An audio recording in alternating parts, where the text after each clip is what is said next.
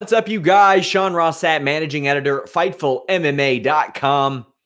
UFC 234 tonight. Reminder, FightfulMMA.com is our home. That's where you can go to get all of your MMA news. But join us for our live coverage. Hundreds, if not thousands, of comments there for every live coverage that we do. Of course, we do pro wrestling and boxing as well. But we have nice ways for you to divide that. If you don't like MMA, you don't like boxing, we have sub-sites that can kind of direct you to any of those. Leave us a thumbs up here. Subscribe. I'm making a big push for our YouTube, if you all don't mind.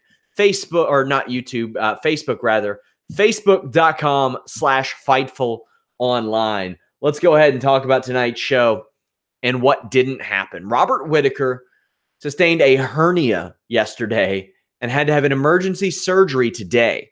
He was pulled from his UFC middleweight championship title defense against Kelvin Gastelum, which resulted in Kelvin Gastelum literally borrowing Henry Cejudo's title belt and walking it around trying to heal everybody up. There was this weird promo backstage where he had like these shave papers on his cheek or his chin from what looked like he had a staph infection in the days prior. This is me speculating. Megan Alvey interviewed him, and normally I love Megan Alvey. She's great, but she said, "You're being a real class act through all this." And I'm like, what? He's literally cutting a pro wrestling heel promo, not a good one. Like, Matt Taven ran the gimmick in Ring of Honor, and it was dead and tired then, and they just smashed his title tonight. You can't just come back 2 hours later and run the Real World Champion storyline. Hideous. Now, here's where I got a big problem with what Gastelum was saying, man. Look back at his track record. I understand he's got to be frustrated. He's got to be upset. He showed up on weight. He flew literally halfway around the country to do it. But when you take a look at his history, pulled from UFC 212, missed weight, pulled from UFC 205, pulled out of 195, pulled out of the Court McGee fight, missed weight against Tyron Woodley, missed weight against Misaki. The balls to do that in a half dozen fights and then complain that Robert Whittaker does it. The balls on that guy. Now, maybe that's part of the thing. If anything, this did increase his profile because, man, he's as vanilla as it gets. So at least you got that little bit of heat. He's trying to keep his title shot where it is when he knows that a much hotter star in Isreal Adesanya is on his trails, or Anderson Silva. I mean, God, give them a reason to give Anderson Silva a title shot, and they will. Man. But I just didn't think – I thought it came across as corny, not as a heel thing. A good heel promo, I like, man. I can get behind. I don't know. Let's go ahead and talk about this main event. I'm going to show you all highlights of this fight, at least from what I can, without getting demonetized. Isreal Adesanya defeated Anderson Silva in the UFC 234 main event. Let's talk about it. Let's see it. We see a little bit of action. Isreal Adesanya was sticking to low kicks, inside kicks, outside kicks. Silva didn't seem to pull the trigger early on. He was counter-fighting. Now, when he did eventually turn it on towards the end of the round, it was mainly just this, him moving his hands around. He didn't do a whole lot. You could tell that he got really, really frustrated. And at the end of that round, Adesanya started to taunt. This became a theme of the fight, where Silva and Adesanya would challenge each other to one another's games. You know, Silva loves putting his back up against the cage, throwing strikes there. Adesanya prefers to fight in the middle of the cage. They would throw some... This is more of an exhibition than it was a fight to me. And eventually, as you see, Isreal Adesanya gets his hand raised in victory, unanimous decision. I thought Anderson Silva won the second round. I don't know how a judge would give round 2 to Adesanya. He clearly won the first round. He was active. Silva, quite frankly, was not active at all.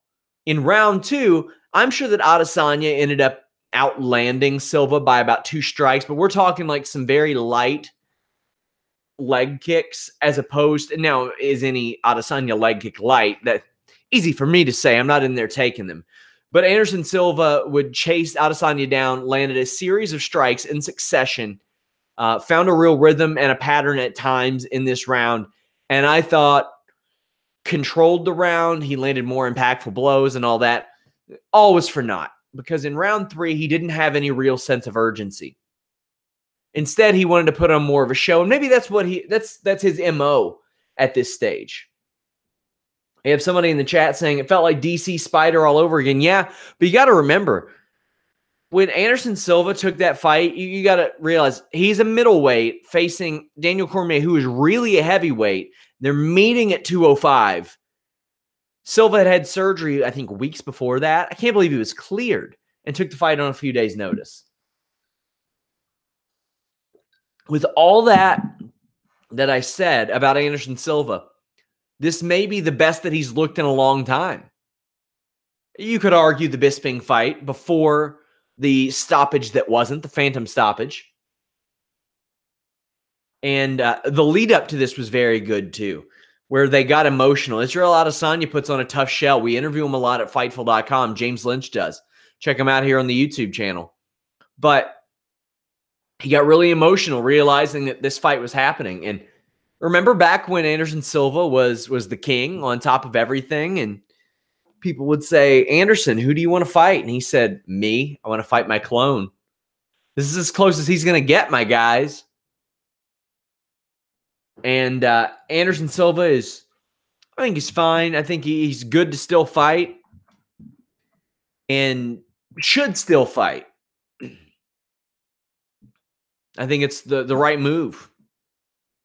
Had somebody saying Anderson Silva was barely ranked going in tonight. Anderson Silva wasn't in the rankings for the last 2 years because of the USADA suspension that shouldn't have even happened, because, yeah, it's unfair to say he wasn't ranked coming into this fight, or barely was, because he had a lot of time taken from him from a wrong USADA situation. I would love to see Anderson Silva fight somebody like not in the top 5, not in the top 10. How about a David Branch? How about a Uriah Hall if he can miss weight? The Uriah Hall fight could be really frustrating, but let's go ahead and do that one. They were supposed to fight anyway. As for Isreal Adesanya, one of two options. If Robert Whittaker is ready, then maybe Adesanya can wait. If Robert Whittaker isn't ready, him and Gastelum for the interim title. That's the right move.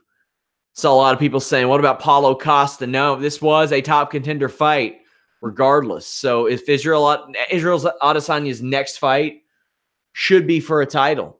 He had a very special year, did Isreal Adesanya. He's now 16-0, I believe. Yeah, 16-0. This was 365 days. He's 5-0. And the Brunson and Silva fights, are those as high level as they could be? No. Could he use another top 5 or a top 5 win? Yeah, he sure could. I wouldn't be opposed to that, but is Paulo Costa that fight if he were to beat Romero? No. And Costa's already fighting Romero. Rockhold's leaving the division. Souza's 4-3 in his last 7. Do you really want to sacrifice Adesanya for that? Maybe Weidman. Maybe. But I don't know. I'm tired of trying to shoehorn Weidman and Romero and Souza into title fights. They've had their opportunities.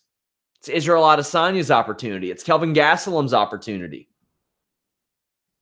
This was a fun fight. I didn't think this was an amazing fight by any stretch of the imagination. I'm not going to pretend like this was some life-altering bout in which you couldn't miss. From a historical perspective, you should watch it. I do a feature for major UFC events called Watch, Don't Watch, and I tell you my recommendations on whether or not you should watch the fight. And I said, from a historical perspective, you should, because it is an important fight. And they were two guys who put on a show, but it was more of an exhibition.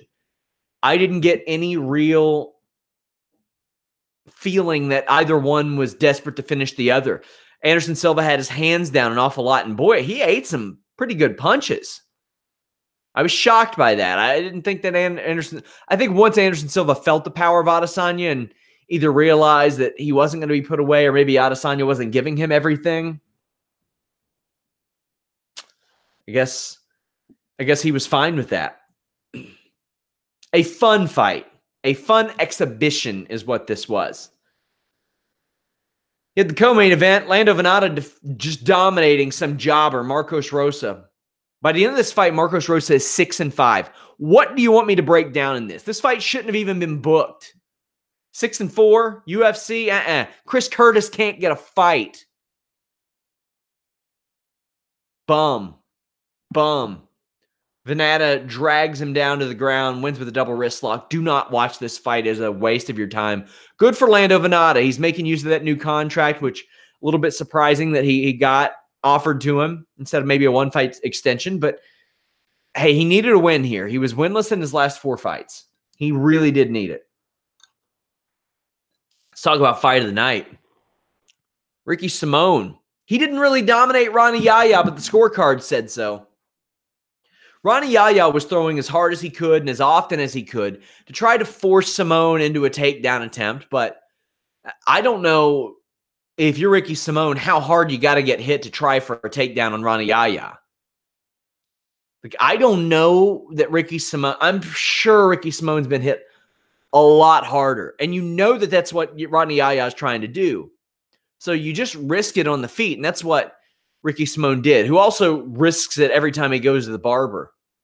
That haircut, my God. Now I know somebody will say, well, you got long hair, you bad, bud. What the hell is on this man's head? Wow. He looks like he sleeps in a stable at night. Yahya cracked Simone, but Simone dropped him in return. He wisely would not go to the ground with Ronnie. Dropped Yahya again. You could tell that Simone really only planned to guard that takedown where Yahya throws the head on the outside and then tries to drag you down. And that's all he needed. That's all he needed in this.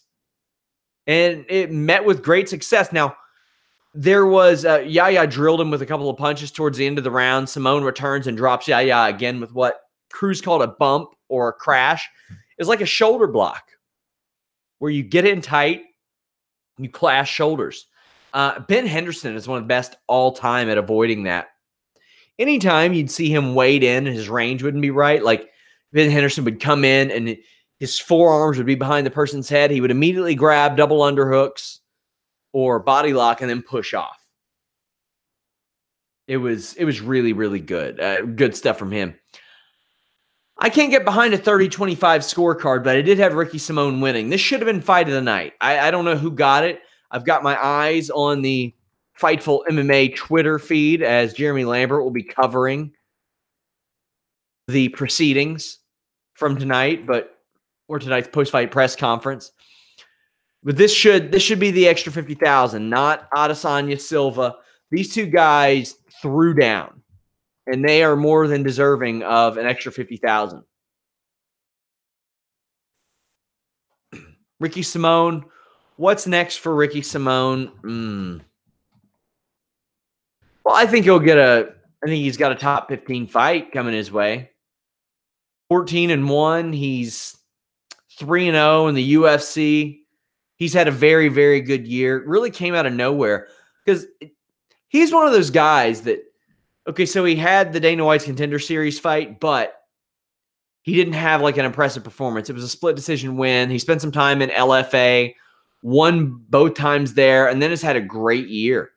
He finished off he was headlining in LFA after the Contender Series thing, won both of those fights, but he won a fight last March, then got pulled into the UFC, beat Dvalishvili in that real controversial fight back in April, beat Montel Jackson, beat Ronnie Yahya. So maybe a fringe top 15 opponent, because Ronnie Yahya is a good one. That's a hell of an opponent.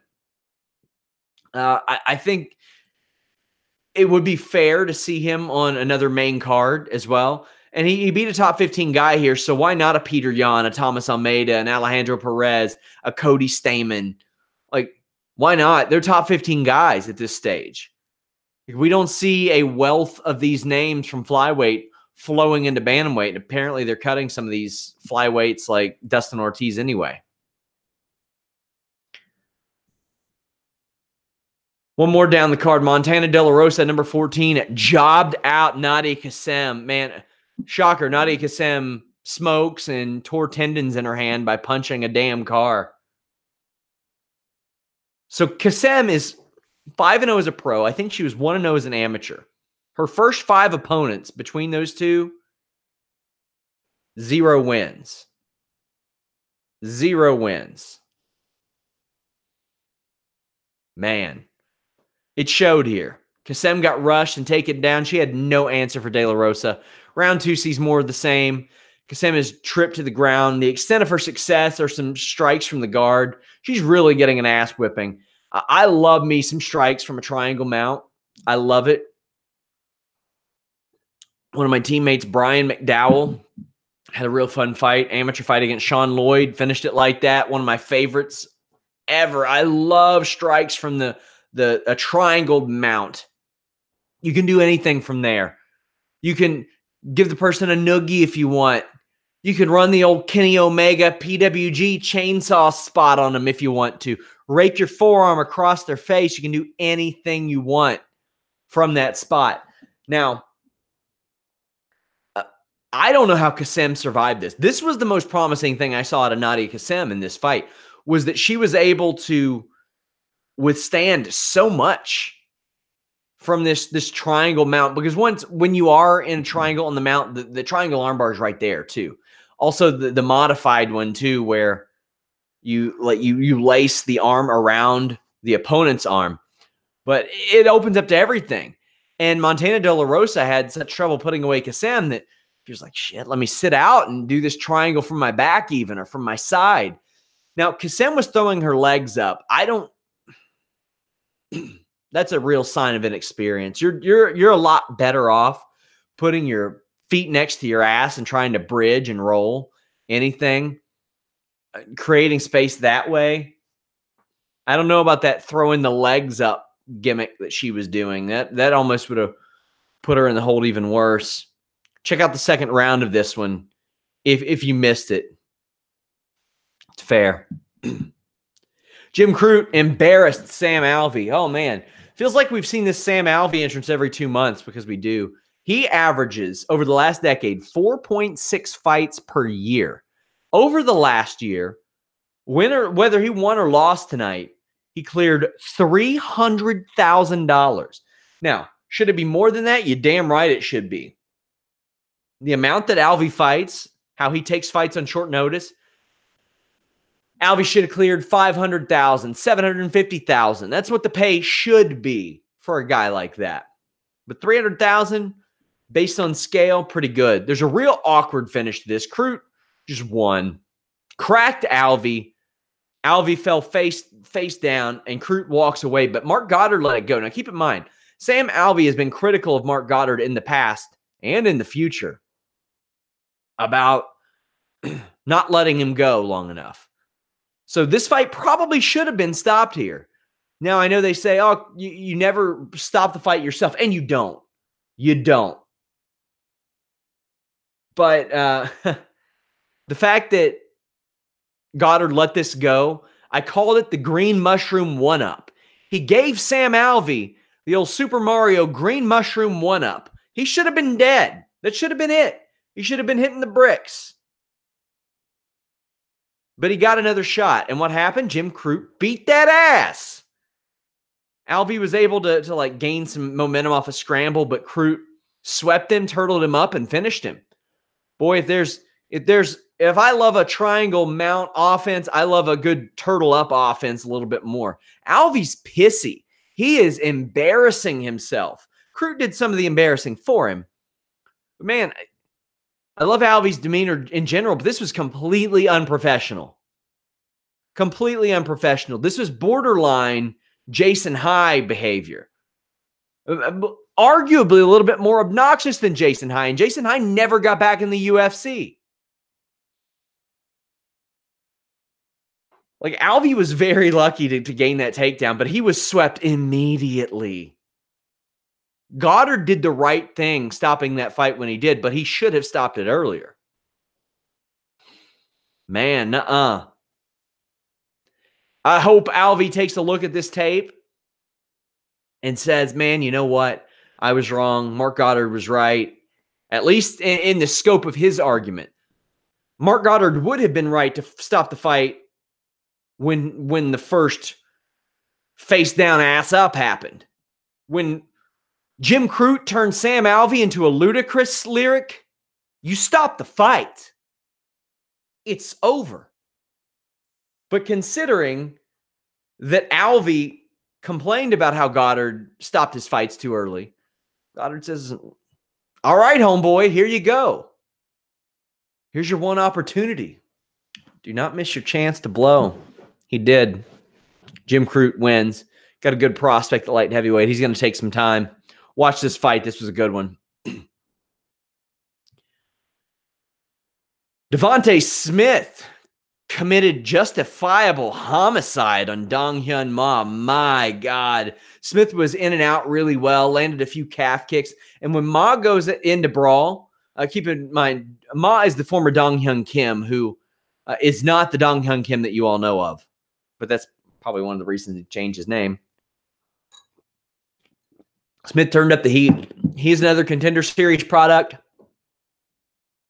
He's now 2-0 in the UFC and finishes all of his fights. He was 7-2 as an amateur too. So don't let his record deceive you. I think it always is important to look at how long someone fought as an amateur and how many fights they had. But this UFC's got to be happy. Another Contender Series product is very good. Joseph Bosa says, little tidbit, Smith was supposed to fight Francisco Trinaldo at UFC 233 before the Jones crap happened. He wants that fight back. Yes, he did call out Trinaldo after the fight. Now, Smith opens up with a combo, finds openings to the body, to the head. When Ma dropped down, Smith raises him back up to punch him again. That was beautiful. Followed to the mat with some brutal and accurate attacks. In real time, they were so devastating and so fast and so violent that they looked like they hit the back of the head. Upon further review, they did not, man. They did not. Devontae Smith just threw down and had some accurate strikes. He's a very charismatic guy. And when you look at how he broke down his fight, Dominic Cruz said it best. He goes, I don't think I can break it down any better than Devontae Smith did. And Dominic Cruz, for all the criticism I'll give him about maybe being a little light-voiced in that role, he can break down a damn fight. And Devontae Smith, after all the adrenaline, after a big fight for him on ESPN, after a big finish, his blood's pumping. He breaks down that fight expertly. He knew everything that he did in that cage. This guy has a future in broadcasting as well. Devontae Smith is going to be special. If it's not in the cage, it's going to be behind the mic. Mark my words. The first time I heard Daniel Cormier on a call in that Jones OSP fight, I was like, man, Daniel Cormier is going to be special on the mic. I think Devontae Smith will be too. I think you're looking at a big-time future broadcaster in Devontae Smith when all is said and done, whether it's during his career or after his career. Very impressive in the cage, very impressive on the microphone. He did the right thing and called out Francisco Trinaldo because I don't know if you guys are hip to Francisco Trinaldo. I mean, he's no secret or anything in the UFC. He's been around quite a while, but we get a lot of crossover pro wrestling viewers, and a lot of people don't look at Francisco Trinaldo and say, "Oh, that's a good fight," but it is a good fight. He's 2-2 in his last 4, but before that, he rode a 7-fight winning streak. So he's 9-2 in his last 11. He's beaten guys like Evan Dunham and Jim Miller and Paul Felder and Yancy Medeiros, and he's got some really good wins. He's been in the UFC for 6.5 years. I think it's the right fight for Devontae Smith. And 40-year-old guy, I think he wins. Watch that fight. Watch the last 90 seconds of Shane Young and Austin Arnett. Young goes to the body an awful lot more than Arnett is willing to.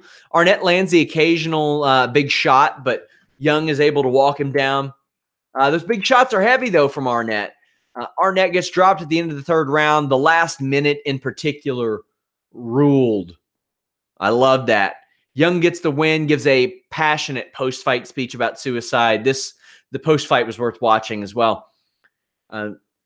Manny Ferprez says it's a good measuring stick for Smith to see where he fits in the division with the Francisco Trinaldo fight. Yeah, I completely agree. That's a good one, especially for someone who is on such an ascent so quick. Well, guys, my I got 5 on it picks were 0-3. Kai Kara France edged out Paiva. Now, Paiva was one of my I got 5 on it picks. I expected France to win, but the line on Paiva was too good to not throw in there. And a lot of people were talking about Kai Kara France, including Cejudo, as a future contender, and I did not see it. He looked to me very much like the guy that got beat on Tough and got beat in Ryzen. Paiva does very well in the early going. Got top control and a takedown. At the end of round 2, Paiva locked in a guillotine, but the round was over. If that round was about 15, 20 seconds longer, probably talking about a different result instead of a split decision loss to Kai Kara France. France would throw some combos, and it looked like he recognized Paiva dropping that right hand. However, Paiva would eat one punch, throw a big combo right back at him. France is now 2-0 in the UFC. This is a decent fight, an okay fight. You're going to probably see Kai Kara France probably in the top 10 of the division, but it's so far removed from mattering since flyweight is practically dead. This fight doesn't matter. What I think the UFC will do, and I think it's right up there with James Lynch's prediction, I think they're going to have them fight each other out. I think we continue to see the flyweight title defended. Like we'll see Cejudo and Benavidez. All right, cool. And then whoever emerges as the next contender, there you go. And then the next one. And then when there just aren't flyweights left, then that flyweight champion will get a crack at the bantamweight title. That's what I think, and they'll kill off the flyweight division. Say to Wolf says, I thought Paiva edged it out. I did too, and not just because I had him in my I got 5 on it picks. Kyung Ho Kong maybe retires Ishihara. This is a weird fight to put here geographically, but here we are. This rules. Chucking and ducking. Maybe the second best fight as far, well, maybe not. Not a ton of technique here, but it was fun. There's a hilarious back fist that lands. Kang chokes out Ishihara and quite frankly almost kills him because the ref takes forever to break it up. He had to do the old pro wrestling lift the arm, and that was a little late. Kang wants a top 10 opponent, and all I want is a down payment on my house. Shout out Jimmy Van. Jalen Turner exposed Kalen Potter. Potter was a late replacement. He just got abused. Openings everywhere. Turner goes right after them. Potter was just not on the level. Turner has had a really inconsistent career, but now he has the unique distinction of having wins in Bellator, Contender Series, and the UFC. The late replacement nature of Potter really showed. It was just punches to the head, body kicks, and Turner puts Potter out. This is brutal. Turner says that he wants to fight again soon because he has a kid. Quick violence. Watch this fight. Watch that Kyung Ho Kong Ishihara fight. Main fight, or the main event. Yeah, right. The opening fight of the night. Jonathan Martinez defeated Waliji Buren. Cruz and Anik, I thought, really needed a third person in the booth. I thought Cruz called every fight like Ian Riccaboni calls big Ring of Honor matches, like it was a golf tournament. Now, I know some of you are new here, but hey, just type in Sean Ross Sapp Vaughn Flu. I'm sure a clip will come up. Either we made it or somebody else did. You know what kind of white belt horse shit you got to be on to even almost get caught in a Vaughn Flu choke? Well, for those of you who haven't been here or don't know or don't care to know, you're going to learn. Now, there was some real bad blue belt level jiu-jitsu going on here, but it was almost white level. Buren almost armbars Martinez in the third. The latter gets out. Martinez poured on strikes towards the end of the round. Made a really good last impression. Do not watch this. Really low-level UFC fight. The fact that an almost Vaughn Flu choke got put on. And I feel the need to explain this every time because if there are UFC fighters who don't know, I'm sure there are viewers who don't know. The only way you can get caught in a Vaughn Flu choke is if you don't let go of a guillotine too long.